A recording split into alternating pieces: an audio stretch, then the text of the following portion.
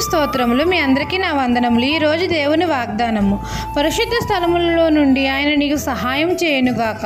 కీర్తనల గ్రంథము 20వ అధ్యాయము 2వ వచనము. సర్వలోకానికి సృష్టికర్త అయిన మన యేసయ్య పరిశుద్ధ స్థలములలో నుండి మనకు సహాయం చేస్తాను అని మనతో సెలవిస్తున్నారు.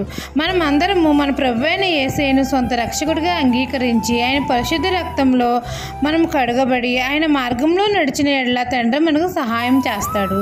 మనకు కలిగిన దేవుని పరిశుద్ధ నామాన్ని బట్టి మనం దేవునికి ఎల్లప్పుడూ కృతజ్ఞతాస్తుతులు చెల్లించాలి. తండ్రి మనకు సహాయం చేస్తే ప్రతి విషయంలో ప్రతి పనిలో మనకు విజయం లభిస్తుంది. శత్రువులపై జయం కలుగజేస్తాడు మన తండ్రి. దేవుడు మన పక్షం నుండి యుద్ధం చేస్తాడు. మన పరిస్థితి ఏదైనా స్థితి ఏదైనా మార్చగల సమర్థుడు మన దేవుడు.